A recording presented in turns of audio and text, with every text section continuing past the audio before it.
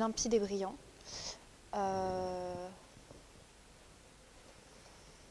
Les larmes sont épaisses, lentes et nombreuses. La couleur est jaune citron avec des reflets argentés. Le vin ne présente pas de défaut, c'est une belle intensité pour un vin blanc. Premier nez expressif. J'ai vraiment des arômes de fruits à noyaux, de fruits du verger, un peu d'agrumes. Et après aération, les fruits s'amplifient. C'est un nez agréable.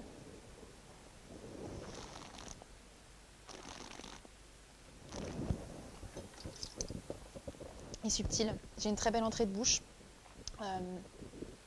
très aromatique.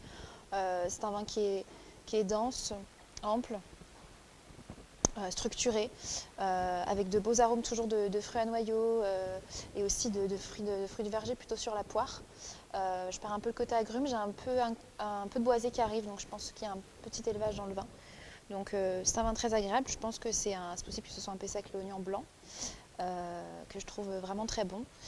Et je pourrais le déguster sur plusieurs choses, pourquoi pas sur des huîtres chaudes du bassin d'Arcachon, servi avec un ajo blanco, donc c'est une petite soupe d'Andalousie faite à base de mie de pain, d'amandes mondées, d'huile d'olive, de sel. Et puis sur un plat, ça fonctionnerait sur du poisson, ça fonctionnerait aussi, pourquoi pas sur un plat végétarien, un gâteau de pommes de terre de Noirmoutier, IGP au thym. Que je servirai avec un velouté de girolles, de bébé carotte, un peu de ciboulette pour le petit côté végétal. Et puis sur du fromage, un duo de Cantal entre deux et de Salers, donc fromage tous les deux AOP d'Auvergne, qui fonctionnera avec un chutney de pommes et de prunes.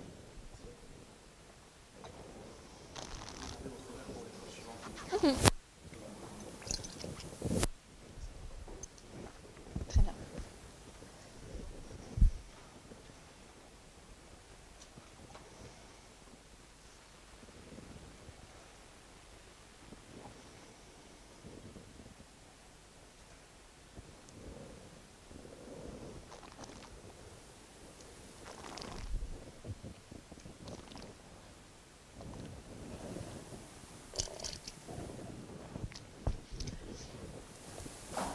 Alors sur ce premier vin, j'ai une très jolie couleur, un peu rosée, légèrement rosée.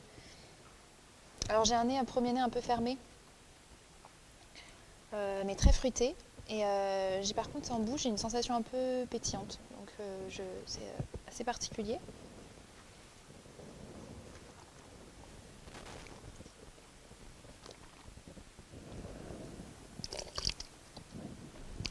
Mais c'est un vin qui a beaucoup de fraîcheur, qui reste agréable. Donc celui-ci, je le proposerai plutôt sur un produit de la mer, donc pourquoi pas une Lambrois bordelaise. Et sinon, j'ai un petit côté pétillant qui fonctionnerait avec le fromage aussi. Pourquoi pas un chabichou du Poitou. Je pense que ça pourrait fonctionner, avec surtout le petit côté perlant, servi avec une brioche toastée.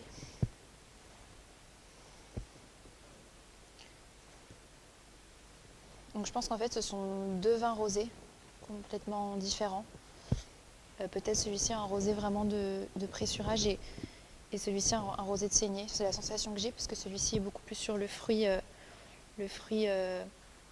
bonbon limite, fruit rouge, très fraise, très framboise.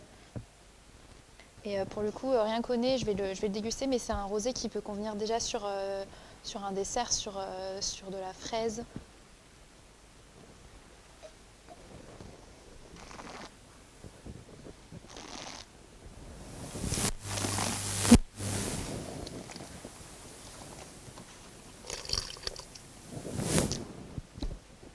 Ouais, mais en bouche, c'est différent.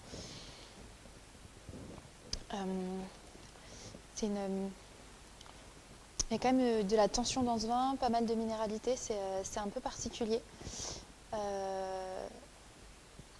Je reste quand même sur la fraise, je pense que ça fonctionnerait bien, mais peut-être pourquoi pas en salade estivale servie avec un petit peu de fraise, un peu d'ananas. Et on peut la mettre aussi avec un carpaccio de poisson. Sinon, je pense que ça pourrait fonctionner.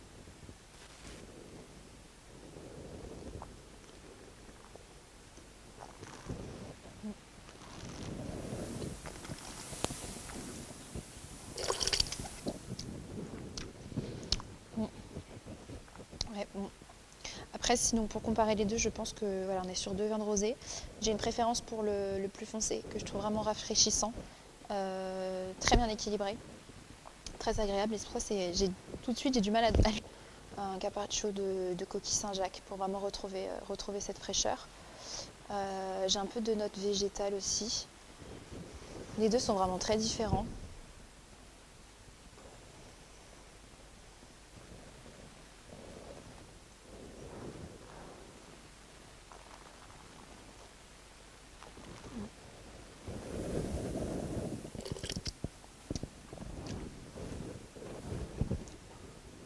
J'ai trouvé des accords parce que je trouve que finalement il suffit peut-être limite à lui-même en apéritif sur la fraîcheur.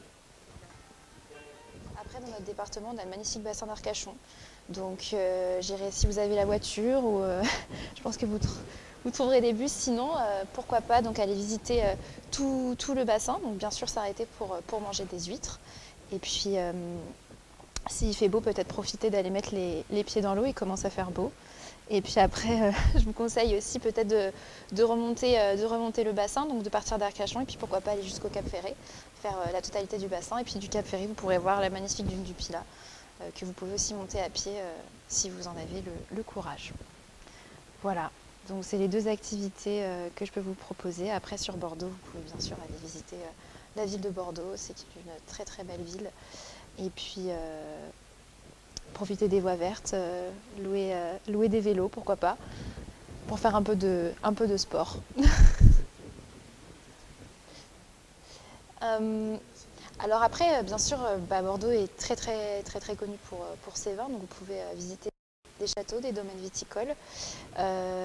Sur le département, vous avez par contre plusieurs régions viticoles. Vous allez avoir le Libournais avec l'appellation Saint-Émilion, Pomerol, la Langue de Pomerol. Vous avez le Médoc, donc avec notamment les grands crus classés de 1855. Vous avez aussi l'entre-deux-mer qu'on oublie souvent, mais avec de très, très belles références. Et puis pourquoi pas finir sur notre région avec les vins de Pessac-Léognan si vous voulez en connaître davantage. Puis si vous descendez plus bas, vous arriverez sur Céron, Sauternes, Barsac si vous avez envie de liquoreux. Voilà. Et puis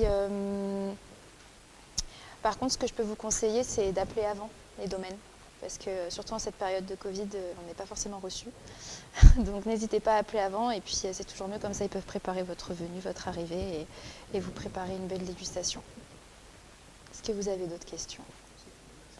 C'est très bien. Écoutez, je vous souhaite une belle fin de repas et puis profitez bien de un vin rouge de la région bordelaise, de la rive gauche, au nord de la Gironde, dans l'AOC Pauillac, classé premier grand cru en 73,